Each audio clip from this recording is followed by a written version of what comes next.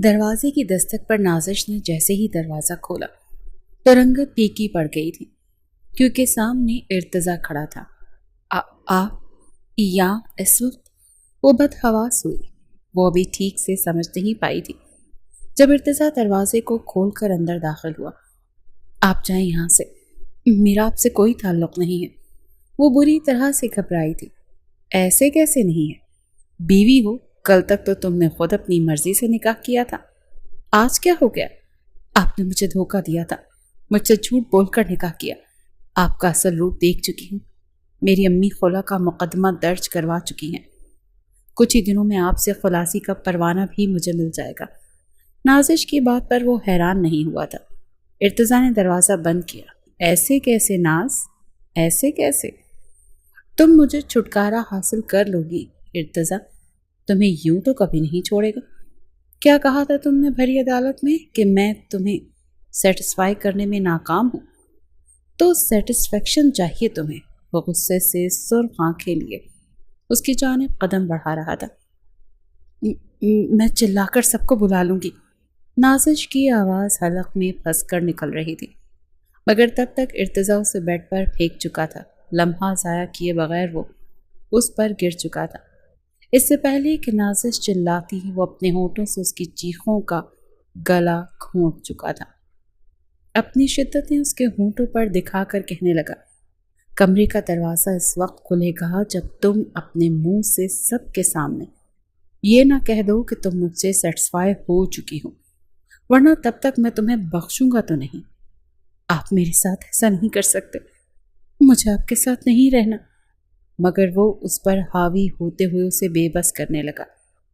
ایک رات میں وہ جب چوتھی بار اپنا حق لینے لگا تو نازش نے ہاتھ جوڑ دیے تھے، کیونکہ اب تو اس کی آپ میری بھی تصویر اسکیچ کر دیں گے ارتضیٰ بھائی؟ وہ تیزی سے کینوس پر پینسل چلا رہا تھا اور نازش بڑی دلچسپی سے دیکھ رہی تھی۔ تصویر ایک عورت کی تھی جس کے تن پر بس ایک چادر تھی، مگر ابھی وہ تصویر نامکمل تھی۔ جب ارتضیٰ نے برجستہ نازش کی طرف دیکھا، اسے سر سے پیر تک بڑے غور سے دیکھا۔ تمہیں پتہ بھی ہے کہ میں کیسی تصویر بناتا ہوں؟ نازش نے کاندھے اچکائے۔ مجھے بس یہ اچھی لگی، باقی تو آپ دکھاتے ہی نہیں ہیں، کمرے میں لاک رکھتے ہیں۔ بتائیں نا، بنائیں گے میری تصویر؟ ارتضیٰ نے ماتھے پر بل ڈالے تھے۔ ہاں، مگر اس کے لیے تمہیں مجھ سے نکاح کرنا پڑے گا، پھر بنا سکتا ہوں۔ ارتضیٰ کی بات پر وہ حیران تھی۔ یہ بھلا کیسی شرط ہے؟ جیسی تصویر میں بناتا ہوں اسے بنانے کے لیے نکاح کے 2 بول بہت ضروری ہیں۔ بس نکاح کے 2 بول بول لو، پھر تصویر بنا کر نکاح ختم کر لینا۔ یہ میرا وعدہ ہے کہ تصویر ایسی بنے گی کہ تمہیں لگے گا کہ تم تصویر سے باہر نکل آؤ گی۔ نازش کا اشتیاق بڑھا تھا۔ وہ کہنے لگی، سچ میں؟ ارتضیٰ کہنے لگا، اور کیا؟ پھر آپ مجھے اپنا کمرہ دکھائیں گے جہاں آپ نے اسکیچنگ کی ہے، پینٹنگز کی ہیں؟ ارتضیٰ ذرا سا مسکرایا۔ ہاں، وہ بھی دکھاؤں گا تمہیں، ساری تصویریں دکھاؤں گا۔ یہ کہتے ہوئے وہ بڑی بے باک نظروں سے نازش کو دیکھ رہا تھا۔ ٹھیک ہے ارتضیٰ بھائی، میں امی سے پوچھ کر بتاؤں گی۔ یہ سن کر ارتضیٰ کے ماتھے پر بل پڑے تھے۔ بڑے گرجدار لہجے سے بولا، تم پھپھو سے بات نہیں کرو گی۔ اگر تم نے پھپھو کو کچھ بھی بتایا تو پھر میں تمہارا اسکیچ نہیں بناؤں گا، کیونکہ تم جانتی ہو تمہاری ماں مجھ سے نفرت کرتی ہیں۔ اگر اس نے تمہارے منہ سے نکاح کی بات سن لی تو وہ تمہاری جان لے لیں گی اور مجھے بھی اس گھر سے دھکے مار کر نکال دیں گے۔ ارتضیٰ کی بات سن کر نازش چپ ہو گئی تھی۔ وہ کہنے لگی، ٹھیک ہے، میں امی سے کچھ نہیں کہوں گی۔ اچھا، کیا آپ مجھے سکھا سکتے ہیں؟ وہ کہنے لگا، ہاں، پھپھو سے چھپ چھپا کر تم اوپر آ جایا کرو میرے کمرے میں تمہیں سکھا دیا کروں گا۔ نازش 10 سال ارتضیٰ سے چھوٹی تھی۔ وہ ابھی فرسٹ ایئر میں تھی۔ پچھلے 1 سال سے ارتضیٰ اپنی پھپھو کے گھر پر اوپر کے پورشن میں رہ رہا تھا۔ اس کی پھپھو اس سے نفرت کرتی تھی۔ وہ اپنی بیٹی کو بھی اوپر جانے سے منع کرتی تھی۔ نازش رقیہ بیگم کی بے حد لاڈلی بیٹی تھی، کیونکہ 3 بیٹوں کے بعد ہوئی تھی۔ یوں سمجھ لیں کہ اس کی پھپھو نے پلکوں پر بٹھا کر رکھا تھا اپنی بیٹی کو۔ ارتضیٰ کو وہ وقت یاد آنے لگا جب وہ 1 سال پہلے اس گھر میں آیا تھا اور اس کی پھپھو نے کتنا فساد برپا کیا تھا۔ وہ کہنے لگی کہ یہ میرے باپ کا گھر، اس پر میرا حق ہے، تم یہاں پر نہیں رہ سکتے۔ لیکن وہ دادا کی وصیت کی فوٹو کاپی ان کے سامنے رکھ چکا تھا۔ ساتھ میں پولیس انسپیکٹر بھی تھا جو کہہ رہا تھا، بی بی، یہ لڑکا بھی اس گھر پر حقدار ہے کیونکہ گھر صرف آپ کے نام نہیں، جہاں تک آپ کا اس جائیداد پر حق ہے ایسے ہی ان کے باپ کا بھی حق ہے، اور باپ کے مرنے کے بعد باپ کی جائیداد پر اس نوجوان کا حق ہے جو کہ اس کا سگا بھتیجا ہے، اور آپ کے والد کی وصیت میں بھی یہی لکھا ہے کہ گھر کے وارث صرف آپ نہیں ہیں، اسی لیے آپ اس کو گھر میں آنے سے روک نہیں سکتی۔ ویسے بھی آپ کا گھر کافی بڑا ہے اور اوپر کا پورشن بھی کچھ آدھا تعمیر شدہ ہے، یہ لڑکا اوپر رہ لے گا کیونکہ حقدار تو یہ بھی ہے۔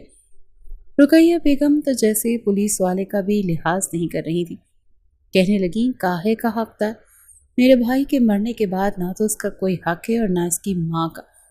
انسپیکٹر کہنے لگا، دیکھیں یہ وصیت ساتھ لایا ہے اور یہ وصیت بھی بالکل اصلی ہے جو کہ تھانے میں جمع ہو چکی ہے، اس کی روح سے یہ حقدار آپ کہتی ہیں تو یہ وکیل کو بھی لا کر آپ کے سامنے بٹھا سکتا ہے، پھر آپ کے لیے بہت بڑا مسئلہ ہو جائے گا۔ جب تک یہ گھر بک نہیں جاتا تب تک یہ لڑکا یہیں رہے گا اور بکنے کے بعد بھی اس گھر سے 2 حصے اس کے والد کی وجہ سے اسے ملیں گے اور 1 حصہ آپ کو۔ آپ اچھے طریقے سے سوچ لیں کہ آپ کو کیا کرنا ہے۔ رقیہ بیگم کا تو بس نہیں چل رہا تھا کہ ارتضیٰ کا ابھی گلا گھونٹ کر اسے مار ڈالیں، لیکن پولیس والے کو دیکھ کر وہ چپ ہوئی تھی، کہنے لگی، ٹھیک ہے، لیکن میں کچھ شرائط رکھ رہی ہوں، یہ صرف اوپر کے پورشن تک محدود رہے گا، نیچے قدم نہیں رکھے گا، صحن کے کونے سے ہی سیڑھیاں اوپر کی جانب جاتی ہیں، نیچے کا پورشن کافی اچھے طریقے سے تعمیر کیا گیا تھا، لیکن اوپر صرف 2 چھوٹے چھوٹے کمرے تھے اور ایک چھوٹا سا باورچی خانہ، شاید اوپر کا پورشن وہ مزید تعمیر کروا کے کرائے پر چڑھانا چاہتی تھی، لیکن یہ کوشش ارتضیٰ کے آنے کی وجہ سے ناکام ہو چکی تھی۔ ارتضیٰ اگلے روز اپنا سامان لے کر پہنچ گیا تھا، اوپر بہت مٹی تھی، صفائی اس نے خود کی تھی، اوپر کے گھر کا فرش سیمنٹ کا بنا ہوا تھا، اس نے پورے گھر کو اچھے طریقے سے دھویا تھا، ایک کمرے میں اپنی پینٹنگز رکھی، ایک کمرے میں اپنا سنگل بیڈ، البتہ رات کو جب اس کا موڈ ہوتا تو ایک کینوس اس نے اپنے کمرے میں بھی رکھا تھا، نیند نہیں آتی تب تک اسکیچنگ کرتا رہتا تھا اور یہ شوق سے اپنے والد سے ملا تھا کیونکہ وہ بھی اسکیچنگ کرتے تھے، یہ سمجھ لیں کہ یہ صلاحیت فطری طور پر اسے تحفے میں ملی تھی، اس نے سیکھی نہیں تھی، اپنی فرسٹریشن اور اپنی تصاویر پر ہی نکالتا تھا، اپنے آپ کو ذہنی سکون پہنچانے کے لیے پہلی بار اس نے نازش کو صحن میں لگی کیاریوں میں پانی دیتے ہوئے دیکھا تھا۔ گھر پرانے طرز کا تھا لیکن کیاریاں کافی بڑی جگہ پر لگی ہوئی تھیں اور وہ گانا گنگناتے ہوئے پانی دے رہی تھی۔ اس وقت ارتضیٰ چھت پر کھڑا چائے پی رہا تھا، پہلی بار اس کا چہرہ دیکھ کر وہ کچھ دنگ سا رہ گیا تھا، کچھ پل کے لیے وہ ماضی میں کھو گیا تھا لیکن جلد ہی ماضی سے نکل کر حال میں آیا تھا، بڑی تلخ حقیقتیں تھیں اس کے ماضی میں، ایک ہنکارا سا اس نے بھرا تھا، دوسری بار اس کی آنکھ پرندوں کی چوں چوں کے علاوہ ایک لڑکی کی نسوانی آواز پر کھلی تھی، گرمیوں کا موسم تھا اسی لیے دروازہ کھول کر ہی سوتا تھا تاکہ ٹھنڈی ہوا اندر آتی رہے، کیونکہ رات کو ٹھنڈی ہوا کمرے میں آتی تھی اور کمرے کے گرم ماحول کو کچھ ٹھنڈا کر دیتی تھی، لیکن صبح ہی صبح ایک نسوانی آواز کی باتوں نے اس کی نیند میں خلل ڈالا تھا، حالانکہ ابھی اس کے آفس جانے میں پورا 1 گھنٹہ باقی تھا۔ وہ اٹھ کر اپنے کمرے سے باہر نکلا تو اس کی چھت پر رکھے ہوئے پرندوں کے ساتھ وہ باتیں کر رہی تھی۔ ارتضیٰ کو نیچر کی ہر چیز سے محبت تھی، پودوں سے، پرندوں سے، اسی لیے اس نے آسٹریلین طوطوں کا پنجرا چھت پر رکھا ہوا تھا جہاں تھوڑی چھاؤں سی تھی، اوپر کی منزل کچھ عجیب طرح سے بنی ہوئی تھی، 2 کمرے تھے اور اوپر چھت ایسے ہی کھلی ہوئی تھی، ایک طرف باورچی خانہ تھا، کمرے سے نکلتے ہی چھت نظر آتی تھی، اس کے دوسرے کمرے سے بھی نکل کر چھت ہی نظر آتی تھی، باورچی خانے میں تو دروازہ تک نہیں لگا ہوا تھا، تو نازش نے اس کے پرندوں کے پاس کھڑی ان سے باتیں کر رہی تھی۔ میاں مٹو، چوری کھاؤ گے؟ نازش کو دیکھتے ہی ارتضیٰ کے ماتھے پر بل پڑے تھے، اپنے ٹراؤزر کی جیب میں ہاتھ ڈالے وہ دھیرے دھیرے چلتا ہوا اس کے بالکل پیچھے کھڑا ہو گیا۔ اے لڑکی، کیا کر رہی ہو یہاں پر؟ وہ سخت اور بلند لہجے میں بولا تھا کہ نازش بری طرح سے گھبرا گئی، فوراً سے پیچھے پلٹ کر دیکھا، حالانکہ رقیہ بیگم نے سختی سے منع کیا تھا کہ تم اوپر کا زینہ نہیں چڑھو گی، بس نیچے کے پورشن میں ہی رہو گی۔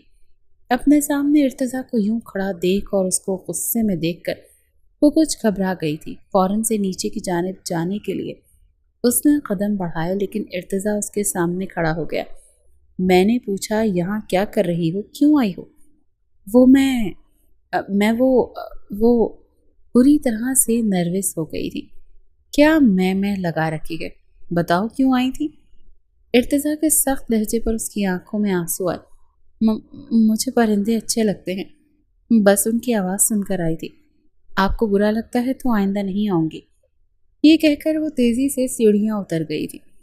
ارتضیٰ بھی اپنے کمرے میں آ گیا، تیار ہو کر اپنے لیے ناشتہ بنایا۔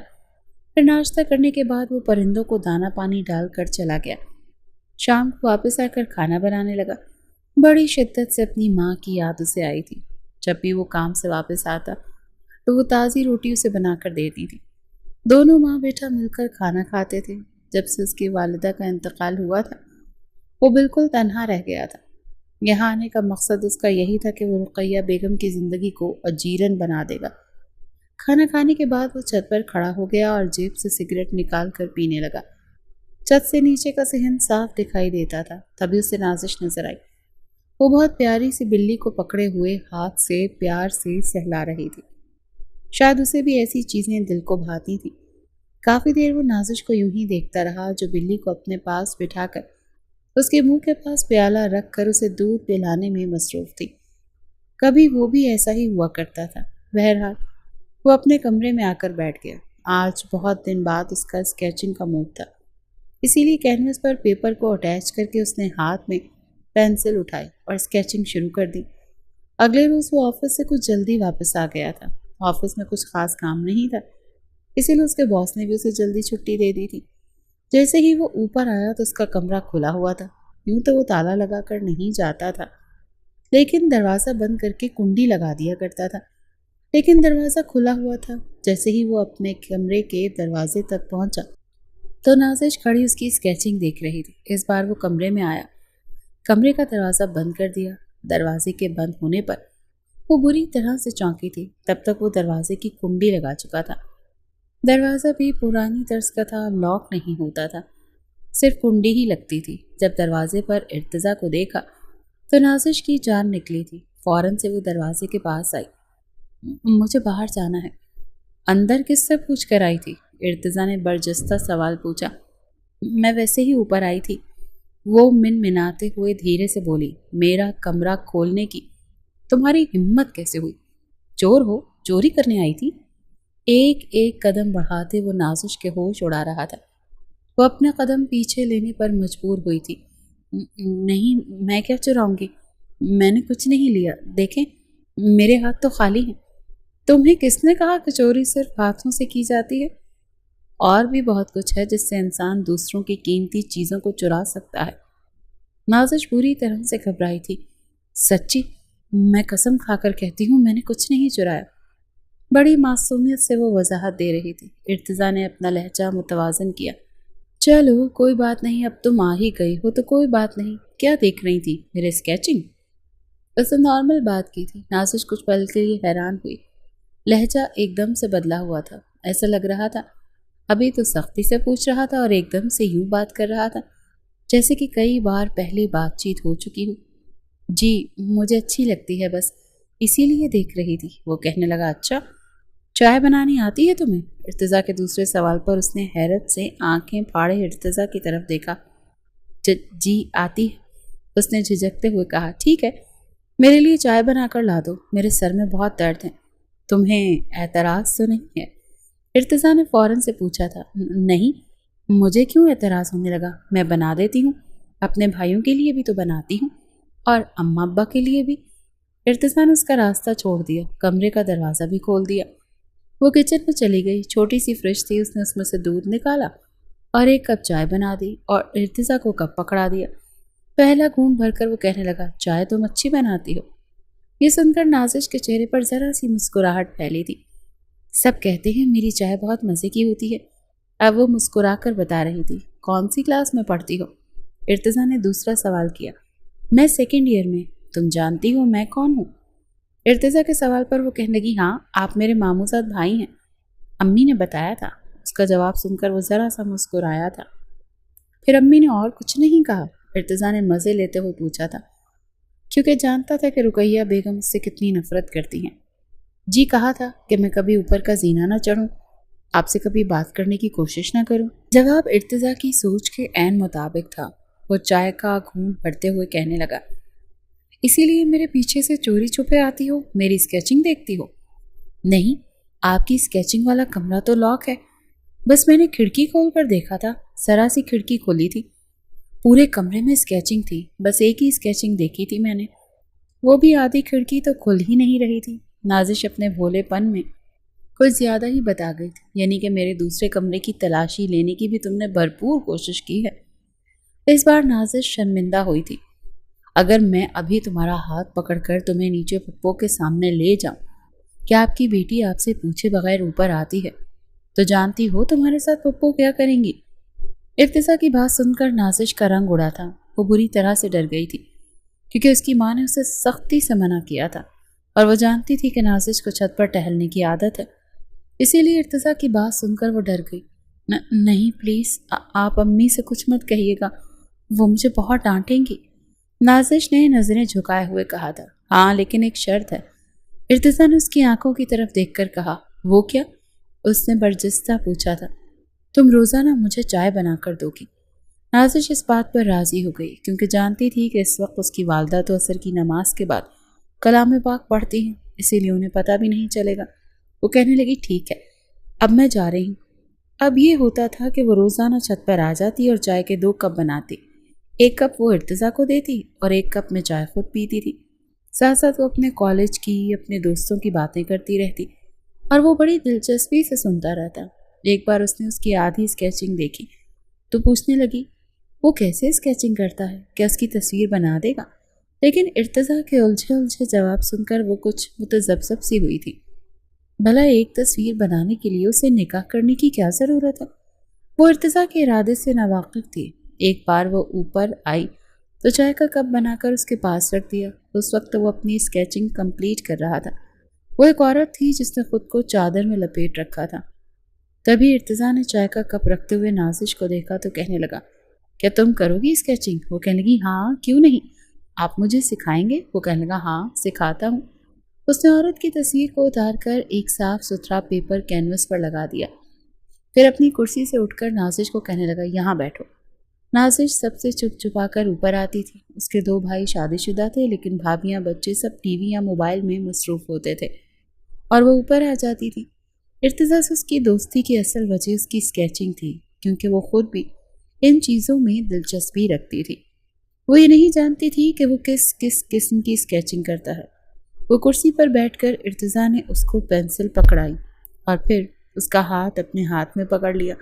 اس کے بالکل پیچھے کھڑا تھا اور اس کے ہاتھ اس نے اس وائٹ پیپر کی شیٹ پر رکھے اور اپنا دوسرا ہاتھ اس کی کمر پر رکھ چکا تھا۔ اپنا چہرہ اس نے بالکل نازش کے چہرے کے قریب کیا تھا، اتنا قریب کہ اگر وہ ذرا بھی دائیں جانب دیکھتی تو اس کے ہونٹ ارتضیٰ کے رخسار پر ہوتے۔ وہ بری طرح سے گھبرائی تھی لیکن ارتضیٰ نے اپنی نظریں سامنے وائٹ پیپر پر مرکوز رکھی، حالانکہ جانتا تھا کہ وہ نروس ہو رہی ہے کیونکہ اس کا ہاتھ اس کے ہاتھ میں کپ کپا رہا تھا اور وہ اس کے ہاتھ کو پکڑے اسکیچ بنا رہا تھا۔ وہ کہہ رہا تھا، ایسے کرتے ہیں، یوں کرتے ہیں۔ یہ کہتے کہتے وہ اپنے ہونٹ اس کے کان کے قریب لے گیا اور اندر ہی اندر نازش کا دل دھمال ڈال رہا تھا۔ اتنی زور سے دھڑک رہا تھا کہ وہ بری طرح سے گھبرا گئی تھی۔ ارتضیٰ کی گرم سانسیں اس کے کان میں عجیب سی سرگوشیاں پیدا کر رہی تھی۔ بہت جلدی اس نے اپنا ہاتھ کھینچا تھا۔ ارتضیٰ یوں اجنبی بنا اسے حیرت سے دیکھنے لگا۔ وہ فوراً سے کرسی سے کھڑی ہوئی تھی، جانتا تھا کہ اس کے ہوش اڑا چکا ہے۔ میں نیچے جانا چاہتی ہوں، کل لے لوں گی کلاس۔ ابھی بھی وہ بری طرح سے گھبرائی ہوئی تھی۔ آج تک کوئی بھی اس کے اتنے قریب نہیں آیا تھا۔ ارتضیٰ کہنے لگا، اوکے جاؤ۔ یہ سنتے ہی وہ کمرے سے باہر نکل کر نیچے کا زینہ اتر گئی۔ اپنے کمرے میں جا کر اپنے سینے پر ہاتھ رکھ لیا۔ دل یوں تھا کہ کسی بے لگام گھوڑے کی طرح بھاگ رہا تھا۔ پہلی بار دل نے ایسی ادھم مچائی تھی۔ ارتضیٰ خوش شکل نوجوان تھا لیکن اپنے ارادے نیک نہیں رکھتا تھا، خاص طور پر اپنی رقیہ پھپھو کی بیٹی کے لیے۔ نازش کے کمرے سے باہر جاتے ہی اس کے چہرے پر ایک خباثت بھری مسکراہٹ چھائی تھی۔ پاگل کر کے رکھ دوں گا تمہیں اپنی محبت میں لڑکی، دن رات بس میرے ہی خواب دیکھو گی۔ بہت حساب کتاب رہتے ہیں تمہاری ماں کے ساتھ، انہیں بھی تو پورا کرنا ہے۔ 2 دن تک نازش اس کے کمرے میں نہیں گئی تھی اور ارتضیٰ بے حد بے چین تھا۔ 3 دن بعد وہ اوپر آئی تھی، لیکن کافی گھبرائی ہوئی تھی۔ 3 دن میں ارتضیٰ کی یہ حالت ٹھیک ہے۔ نازش کے نہ آنے پر اسے شدید غصہ آ رہا تھا۔ کیوں آ رہا تھا یہ وہ بھی نہیں جانتا تھا۔ اسے کمرے میں دیکھ کر بڑا غصے سے بھڑک اٹھا۔ 3 دن سے کیوں نہیں آ رہی تھی؟ مر گئی تھی کیا؟ تمہیں پتا ہے 3 دن میں نے کیسے گزارے ہیں؟ پتہ نہیں کیسے وہ بے اختیار اس پر چلایا تھا۔ یہ سن کر نازش کچھ خوفزدہ ہو گئی تھی۔ وہ کہنے لگی، وہ میرا ٹیسٹ ہے۔ اس نے جھوٹ بولا۔ نازش، میں نہیں جانتا تمہارے ٹیسٹ ہوں، پیپر ہوں یا کچھ بھی ہوں، تم اوپر ضرور آؤ گی۔ جاؤ پہلے چائے بنا کر لاؤ۔ 3 دن سے میں نے چائے نہیں پی ہے، تمہاری چائے کی اتنی عادت ہو گئی ہے۔ حالانکہ وہ نازش سے صرف ناٹک کرنا چاہ رہا تھا، اسے محبت کے جال میں پھنسانا چاہتا تھا، خود پھنسنا نہیں چاہتا تھا۔ لیکن اسے غصہ کیوں آ رہا تھا یہ سمجھ نہیں آ رہا تھا۔ وہ اس کی چائے بنا کر لائی تو کہنے لگا، آج تمہیں پوری تصویر سکھا کر ہی نیچے بھیجوں گا، تم آج ایسے نہیں جا سکتی۔ سچ تو یہ تھا کہ نازش اس کی قربت سے بے تحاشا نروس ہو گئی تھی۔ وہ بری طرح سے گھبرا گئی تھی، اسی لیے نہیں آئی، اور جس چیز سے بچ رہی تھی وہ اسی چیز میں اسے دھکیلنے کی کوشش کر رہا تھا۔ نازش کو اچھا لگنے لگا تھا، لیکن جانتی تھی کہ اس کی ماں ارتضیٰ کا نام بھی سننا پسند نہیں کرتی۔ وہ تو اس چکر میں تھی کہ کسی نہ کسی طریقے سے وہ پورا گھر اپنے نام کروا لیں اور اس لڑکے کو جلد از جلد گھر سے دھکے مار کر نکالیں، جیسے پہلے نکالا تھا۔ وہ جانتی تھی کہ اس کی ماں ارتضیٰ سے کتنی شدید نفرت کرتی ہے۔ ابھی تک یہ سارا کھیل اس کی ماں کی آنکھوں سے اوجھل تھا اور کسی بھابھی کی نظر میں بھی نہیں آیا تھا۔ بڑی محتاط ہو کر وہ اوپر آتی تھی۔ 3 دن اس کے بھی بڑی مشکل سے کٹے تھے۔ وہ بھی اوپر دل کے ہاتھوں مجبور ہو کر ہی آئی تھی۔ پتہ نہیں کس جذبے کے تحت ارتضیٰ کا سانس بہت پھول رہا تھا۔ چائے کے بس 2 گھونٹ ہی بھرے تھے کہ نازش کا ہاتھ پکڑا اور کرسی پر بٹھا دیا۔ پینسل اس کے ہاتھ میں تھی اور اس کا ہاتھ سامنے کینوس پر لگی شیٹ پر۔ ارتضیٰ نے اس کا ہاتھ پکڑا اور کینوس پر اس کے ہاتھ سے اپنی اور اس کی تصویر بنا دی، اور اس کا ہاتھ تب تک نہیں چھوڑا جب تک تصویر مکمل نہیں ہوئی۔ نازش کا ہاتھ دکھنے لگ گیا تھا۔ وہ کئی بار کہہ چکی تھی، ارتضیٰ میں تھک گئی ہوں، پلیز باقی کی تصویر کل بنا لیں گے، لیکن وہ اس کی کچھ بھی سننے کو تیار نہیں تھا۔ آنکھیں نہ جانے کس جذبے کے تحت گلابی ہو گئی تھی۔ تمہاری سزا ہے نازش، مجھے 3 دن تک تڑپانے کی۔ اب بھی وہ اس کے کان کے قریب ہو کر کہہ رہا تھا۔ ایک تو نازش اس کی قربت سے بے حد نروس تھی، کیونکہ تصویر بنانے کے دوران وہ کئی بار اپنا رخسار اس کے رخسار سے مس کر چکا تھا، اپنی سانسوں کا شور اس کے کانوں میں سنا چکا تھا، اپنے لبوں سے بہانے بہانے سے اس کے رخسار چھو چکا تھا۔ نازش کی یہ حالت تھی کہ اس کی جسارتوں پر گھبرا گئی تھی، مگر اپنا ہاتھ اس کے ہاتھ سے چھڑوا نہیں پائی تھی۔ لیکن جب تصویر مکمل ہوئی تو تصویر دیکھ کر نازش کے ہوش اڑے تھے، کیونکہ تصویر میں ارتضیٰ کے لب اس کے رخسار پر تھے۔ یہ اسکیچنگ کرتے ہوئے وہ پسینے سے شرابور ہو چکا تھا۔ پورا 1.5 گھنٹہ کمر جھکائے وہ اس کا ہاتھ پکڑے تصویر بنا رہا تھا، ساتھ ہی ساتھ جو کچھ اس کے ساتھ کر رہا تھا پہلے کبھی کسی لڑکی کے ساتھ نہیں کیا تھا۔ دل اس کا بھی زور زور سے دھڑک رہا تھا۔ تصویر کو دیکھ کر نازش فوراً سے کھڑی ہوئی تھی۔ یہ آپ نے وہ پوری طرح سے گھبرائی تھی۔ اس سے پہلے کہ کمرے سے باہر جاتی وہ اس کا بازو پکڑ کر اسے اپنے قریب کر چکا تھا۔ وہ کہنے لگا، یہ میری خواہش ہے نازش، مجھے تم اچھی لگنے لگی ہو، بلکہ بہت اچھی لگنے لگی ہو۔ میں تم سے محبت کرنے لگا ہوں، تمہارے بغیر نہیں رہ سکتا۔ ارتضیٰ کے منہ سے اظہار سن کر نازش اپنا بازو چھڑوانے لگی۔ پلیز میرا بازو چھوڑ دیں۔ نہیں، ایسے نہیں، میں نے کہا تھا کہ تم مجھ سے محبت کرتی ہو۔ مجھے نہیں پتا، پلیز میرا بازو چھوڑیں، کوئی اوپر آ جائے گا۔ ہاں، چاہے کچھ بھی ہو جائے نازش، میں سچ سنے بغیر تمہیں نہیں چھوڑوں گا۔ اس کو اپنے قریب کر چکا تھا۔ اس کی آنکھوں میں دیکھ رہا تھا اور وہ نظریں چرا رہی تھی۔ آپ امی کو نہیں جانتے؟ وہ وہ یہ میرے سوال کا جواب نہیں ہے۔ مجھ سے محبت کرتی ہو یا نہیں؟ اگر حامد بھائی کو پتہ چل گیا تو مجھے بہت ماریں گے۔ سب آپ سے نفرت کرتے ہیں، آپ چھوڑیں مجھے۔ نازش کو اب ڈر لگ رہا تھا۔ پہلے بتاؤ، مجھ سے محبت کرتی ہو یا نہیں؟ مجھے تمہارے گھر والوں کی کوئی پرواہ نہیں ہے، وہ میرے بارے میں کیا سوچتے ہیں مجھے کوئی فرق نہیں پڑتا۔ تم میرے بارے میں کیا سوچتی ہو مجھے یہ فرق پڑتا ہے۔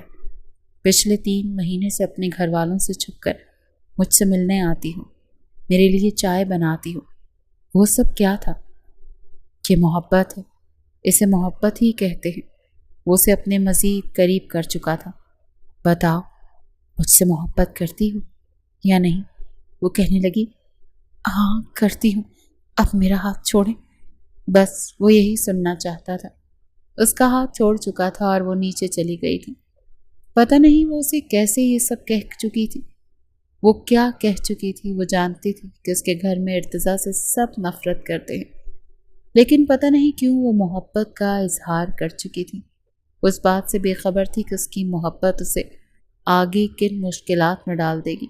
اگلے 2 دن تک وہ اوپر نہیں گئی تھی، بلکہ خود کو نیچے ہی کاموں میں مصروف رکھا۔ سبھی بھائی بھابھی اور ماں اپنے اپنے کاموں میں مصروف تھے۔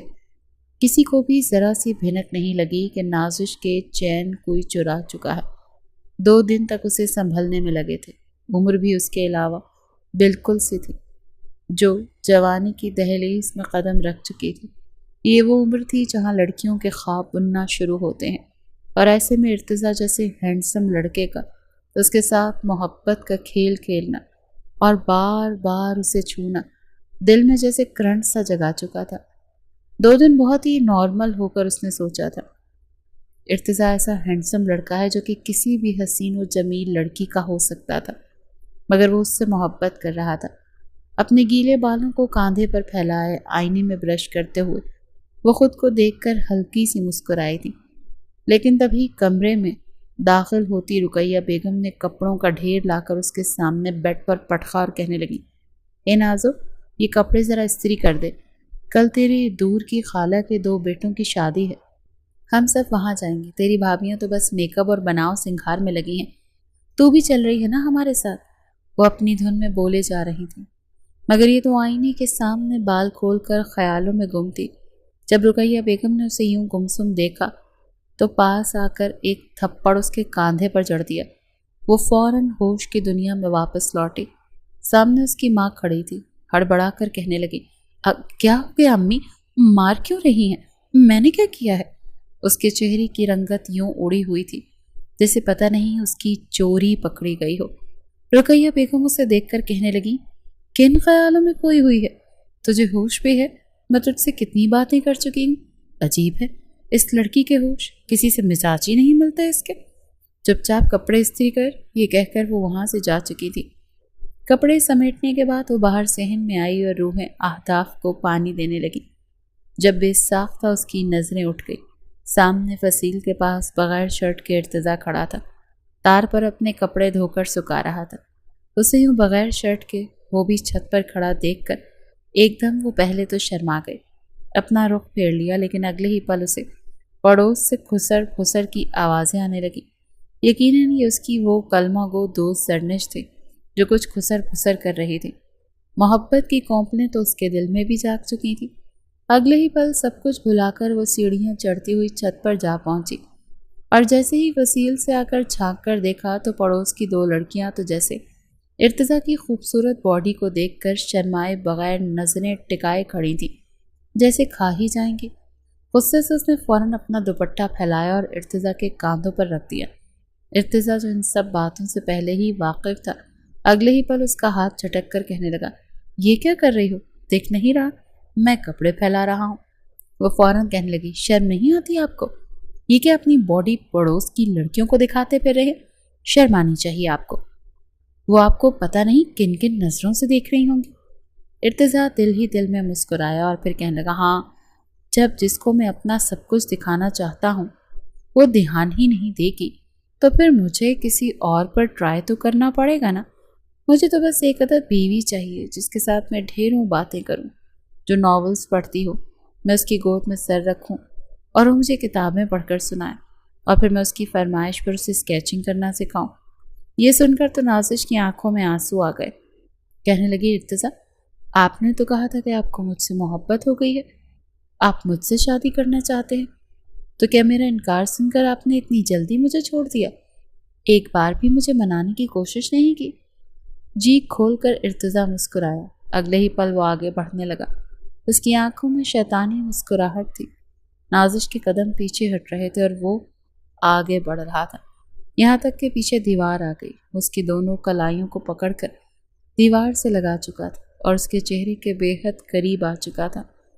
उसकी ठंडी सांसें नाज़िश को अपने चेहरे पर महसूस हो रही थी। मुस्कुरा कर कहने लगा, तो क्या मैं तुम्हारी तरफ से हाँ समझूं? तुम भी मुझसे मोहब्बत करने लगी हो ना? वो शर्मा कर आगे झुक गई थी, आंखें बंद कर चुकी थी, लेकिन लब कांप रहे थे। इर्तिज़ा ने बेखुदी में ही आगे बढ़कर अपने लबों से उसके लबों को चूम लिया। ये एकदम से बेहद अचानक हुआ था कि इर्तिज़ा भी फौरन अपना चेहरा पीछे कर गया, जबकि नाज़िश भी शर्म के मारे अपना चेहरा छुपा चुकी थी।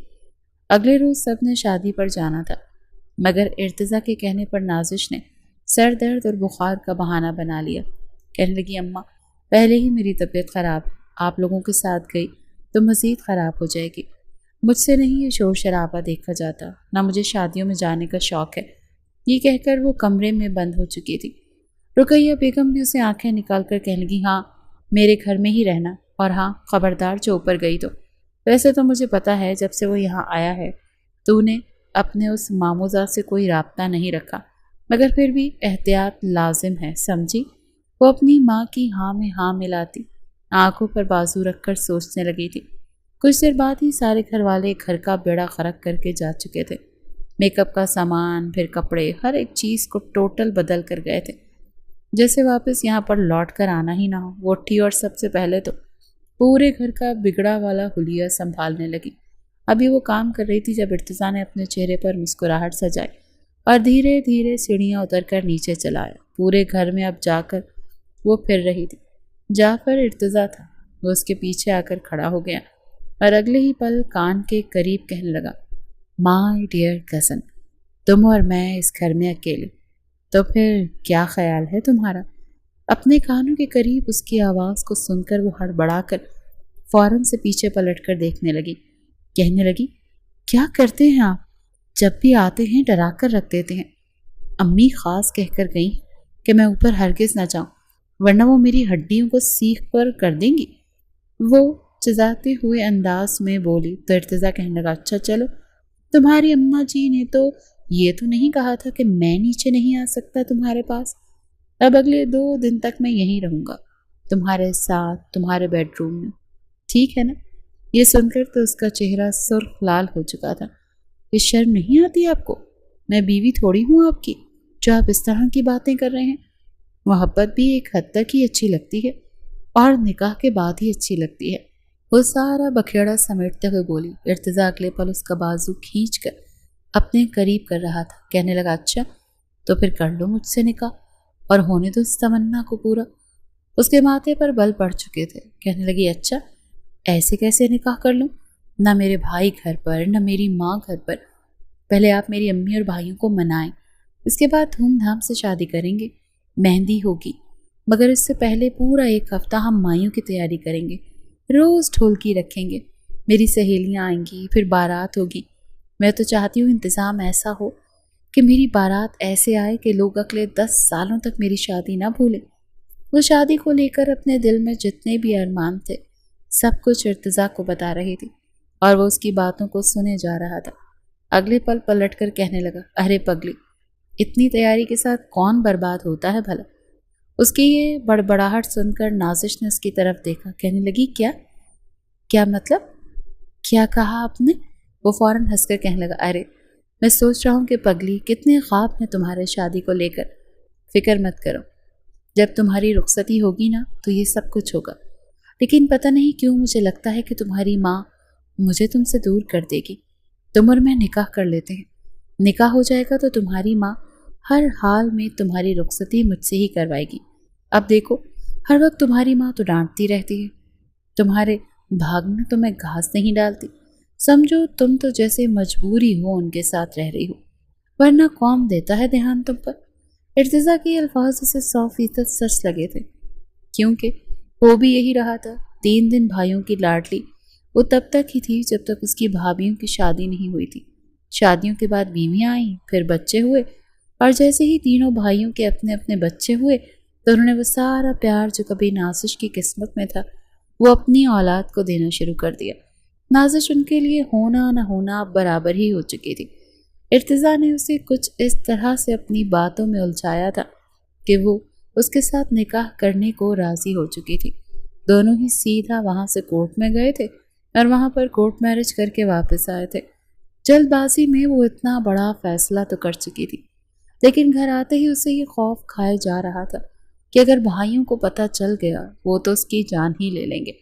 مگر ارتضیٰ نے اسے یقین دلایا تھا کہ ذکر مت کرو، میری ہوتے ہوئے کوئی تمہارا بال بھی بیکا نہیں کر سکتا۔ ویسے بھی میں کوئی باہر کا تو نہیں ہوں، تمہارے گھر کا ہوں۔ چلو، اب اس کمرے میں لے کر آیا تھا وہ، یہ نازش کا ہی کمرہ تھا۔ کھانا تو وہ دونوں باہر سے ہی لے کر آئے تھے۔ جھجکتے ہوئے وہ ارتضیٰ کے ہاتھوں سے کھانا کھا رہی تھی۔ وہ اس سے یوں پیش آ رہا تھا جیسے وہ کسی سلطنت کی شہزادی ہو، اور یہ باتیں یقیناً نازش کی عمر کی لڑکیوں کے لیے بے حد اہمیت رکھتی ہیں۔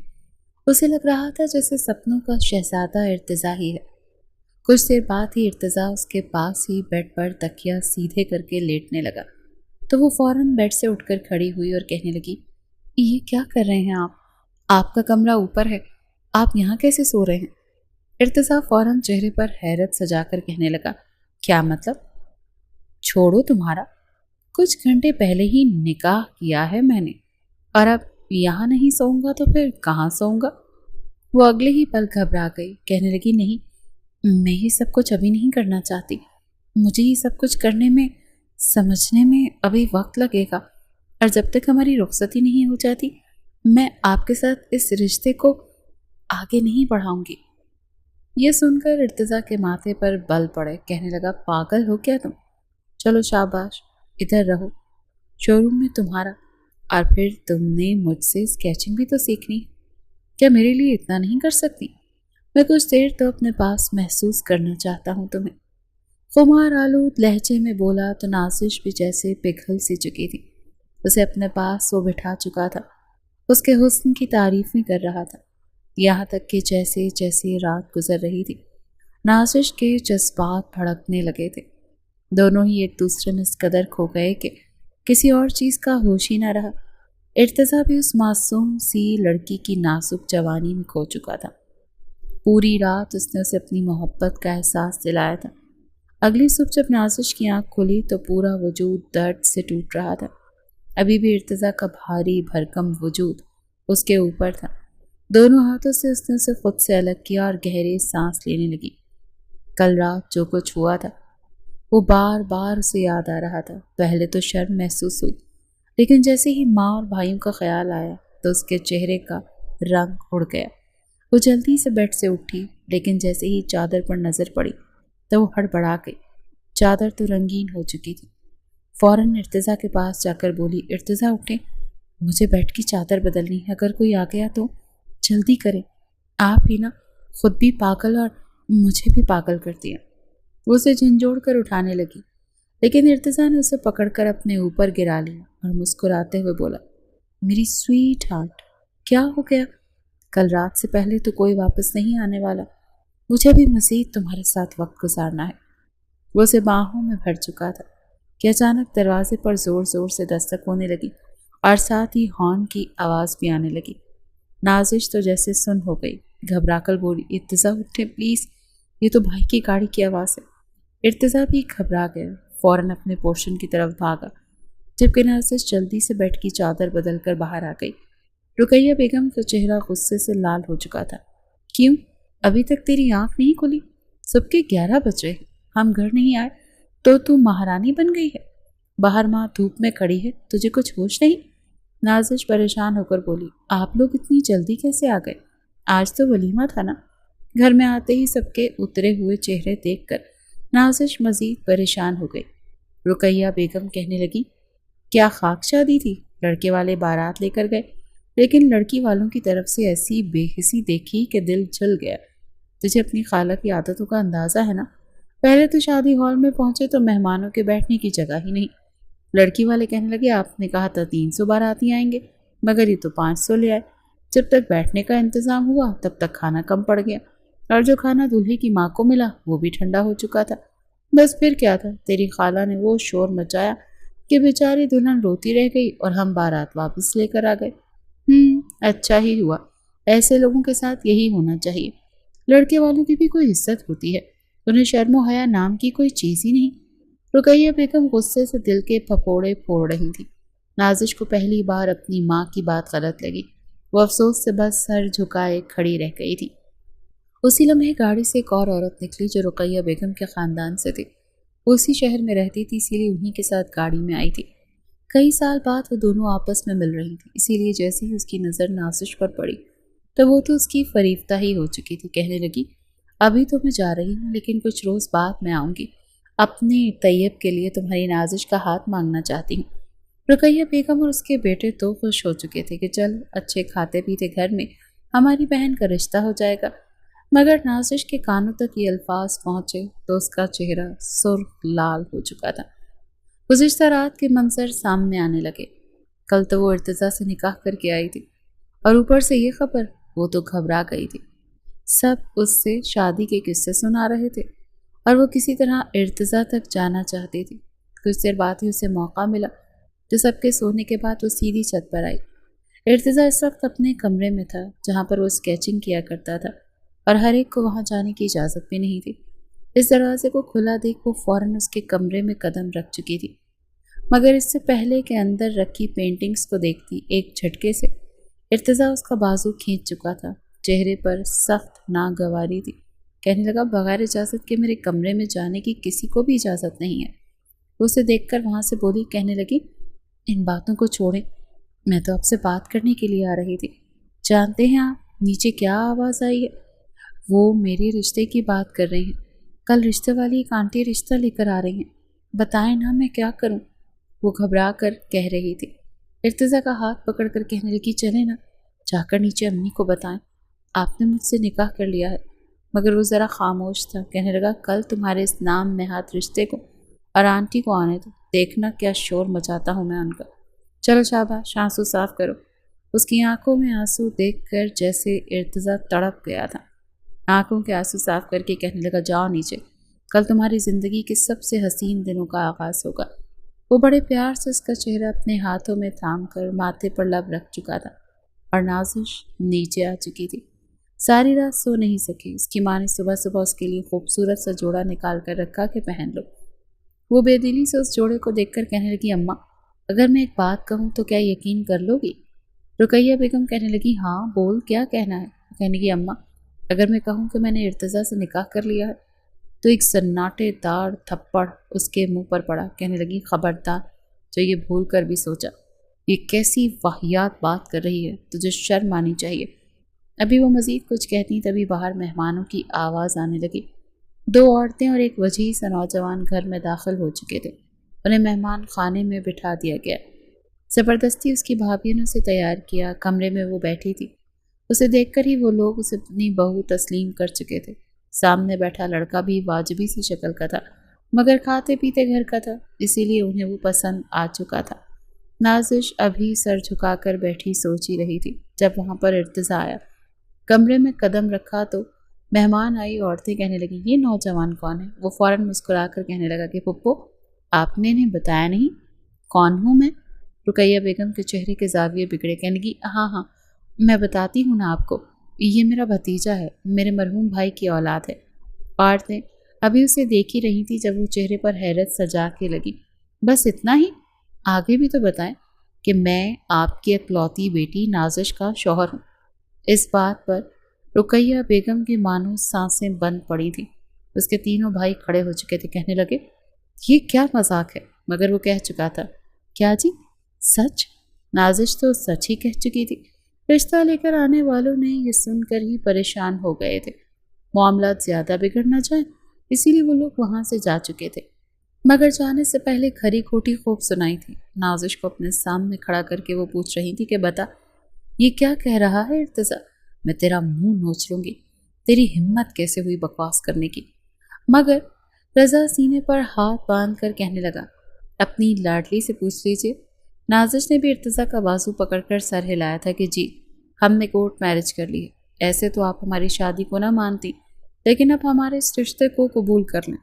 خدا را میں ارتضیٰ کے بغیر نہیں رہ سکتی۔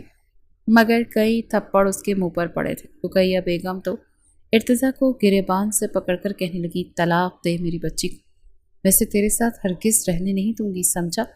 دے طلاق کمینے، تو شکل دیکھ اپنی، تو لگتا ہی نہیں میری بیٹی کا شوہر۔ لیکن ارتضیٰ اپنے پپو کے ہاتھ جھٹک کر کہنے لگا، نہیں دوں گا طلاق، بدلہ لینا تھا مجھے آپ سے، سو میں نے لے لیا۔ آپ نے میری اور میری ماں کے ساتھ کیا کیا تھا آج سے کئی سال پہلے؟ میرے باپ کے مرنے کے بعد جب ہم در در کی ٹھوکریں کھاتے آپ کے در پر آئے تو کیا کیا تھا آپ نے؟ 2 دن سے ہم ماں بیٹا بھوکے تھے، میرے باپ نے پسند کی شادی کی تھی، کوئی گناہ نہیں کیا تھا۔ میری ماں مجھے لے کر اس گھر میں آئی تھی، میرا باپ مر چکا تھا، اور آپ نے دھکے مار کر ہمیں اس گھر سے نکال دیا تھا کہ ہمارے لیے یہاں کوئی جگہ نہیں۔ آج اس ذلت کا بدلہ لیا ہے میں نے۔ آپ کی وجہ سے میری ماں جس قدر تکلیف سے گزری اور ہم کتنی ہی پریشانیوں کا سامنا کرتے ہوئے آج اس مقام تک پہنچے۔ آج میں زندگی میں کامیاب ہو چکا ہوں، مگر کیا فائدہ؟ میری ماں میرے ساتھ نہیں رہی، باپ تو پہلے ہی چھوڑ کر چلا گیا تھا۔ سزا تو آپ کے لیے بنتی تھی نا پپو جان۔ آپ کی یہ لاڈلی بیٹی اب ساری زندگی میرے نام پر بیٹھی رہے گی، نہ میں اسے خود اپناؤں گا اور نہ کسی اور کا ہونے دوں گا۔ نازش کے تینوں بھائی اس کی طرف بڑھے تھے، لیکن وہ ان تینوں کو اچھی خاصی سنا کر وہاں سے جا چکا تھا۔ اپنا سامان تو اس نے پہلے ہی نہ جانے رات کے کس پہر وہاں سے بھجوا دیا تھا۔ وہ ایک مشہور کمپنی میں جاب کرتا تھا، اس کا اپنا گھر تھا، گاڑی تھی۔ اس مکان میں تو صرف وہ اپنی پھپھو سے بدلہ لینے کے لیے آیا تھا اور اب واپس جا چکا تھا۔ نازش کو لگا جیسے کسی نے اسے برے خواب سے جگا دیا۔ اسے تو ارتضیٰ سے شدید محبت ہو چکی تھی، مگر ارتضیٰ نے کیا کیا تھا؟ اپنی بیٹی کو ارتضیٰ سے جان چھڑوانے کے لیے انہوں نے اس کے ذہن میں خوب زہر بھرا، اور پھر آج نوبت اس نہج پر لے آئی تھی کہ وہ خلا لینے کے لیے کورٹ تک پہنچ چکی تھی، اور سامنے یہ مدعا رکھا تھا کہ جی مجھے سیٹسفائی نہیں کر سکتا، نامرد ہے، اسی لیے میں طلاق چاہتی ہوں۔ مگر جس انداز میں ارتضیٰ نے اسے جواب دیا تھا وہ پھوٹ پھوٹ کر رو پڑی تھی۔ اگلے روز پھر سنوائی ہوئی، لیکن وہ جان نہیں پائی تھی کہ ارتضیٰ نے اس کے وکیل اور جج کو بھی خرید لیا تھا۔ آخر میں فیصلہ ارتضیٰ کے حق میں ہی ہوا تھا، مگر ارتضیٰ بغیر اس سے ملے وہاں سے شہر جا چکا تھا۔ مہینے گزرے، سال گزرے، مگر دن بدن ارتضیٰ کو نازش کی یاد ستانے لگی۔ وہ زیادہ تر وقت اسکیچنگ بنانے میں گزارتا، پہلے جو ننگی تصویریں بنا کر اپنے جذبات کو تسکین دیتا تھا، یا پھر کبھی کبھار اپنے مرحوم ماں اور باپ کی تصویریں بنایا کرتا تھا، اب اس نے نازش کی تصویریں بنانا شروع کر دیں۔ اسے یاد کرتا، سوچتا رہتا۔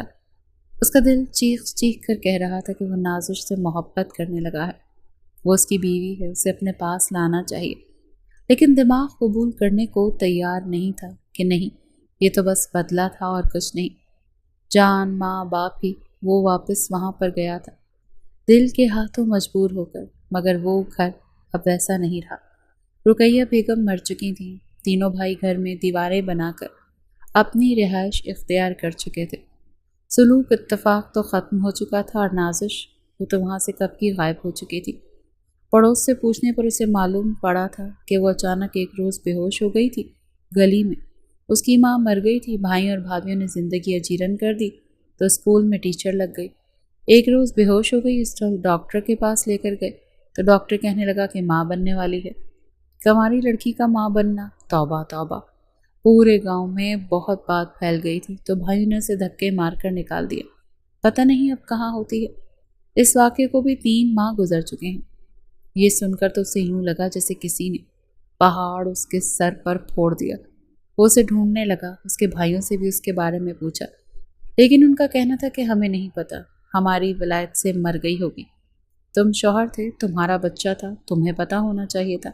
بغیر شوہر کی لڑکی کا ماں بننا اور پھر سب کو کیسے یقین دلاتے کہ نکاح کر چکی ہے، شوہر ہے اس کا جب کوئی گاؤں کا گواہ موجود ہی نہیں تھا تو کون یقین کرتا؟ ارتضیٰ تو سر پکڑ کر بیٹھ چکا تھا۔ اس نے نازش کے بارے میں ہر طرف ڈھونڈنا شروع کر دیا۔